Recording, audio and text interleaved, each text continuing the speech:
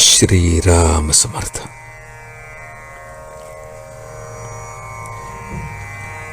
काळजी आपल्याला भगवंतापासून दूर करते.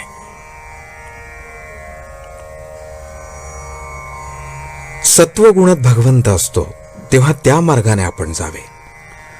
भगवंत आपल्यात यायला सर्व कर्मे चांगल्या प्रकारे केली तरी ती भगवंतार्पण बुद्धीने करावीत. व्यवहार सोडू नये, प्रयत्नही कसून करावा, पण त्याबरोबर मन भगवंताकडे कसे लागेल इकडे लक्ष द्यावे.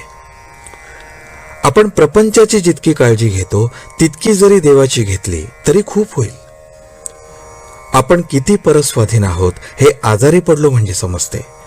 तेव्हा आपल्या हातात किती सत्ता आहे हे ओळखून राहावे.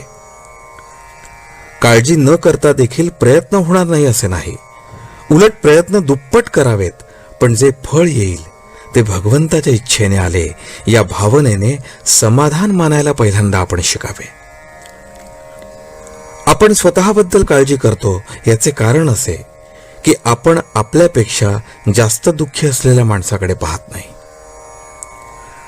एक म्हणतो की मला लोकांच्या देण्याची काळजी आहे, दुसरा म्हणतो की मला लोकांकडून माझे येणे येण्याची काळजी आहे, तर तिसरा म्हणतो की मला माझ्या मुलाबाळांची काळजी आहे.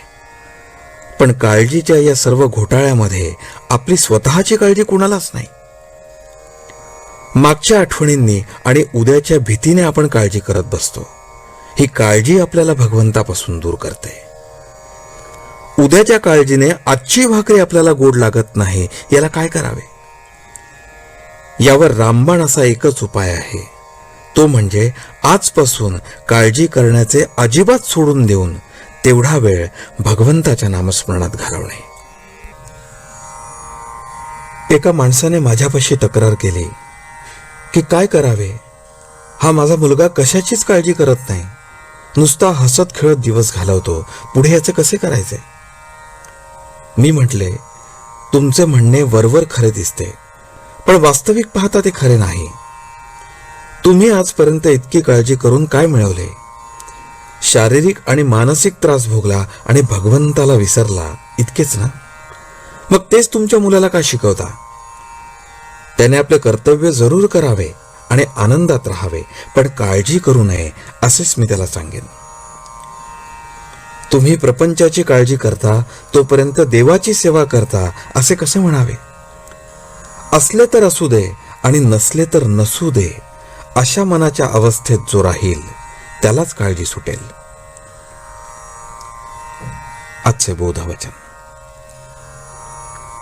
ज्याने भगवंत आपलासा करून घेतला त्याला काळजी नाही. जानकी जीवन स्मरण. जय जय राम.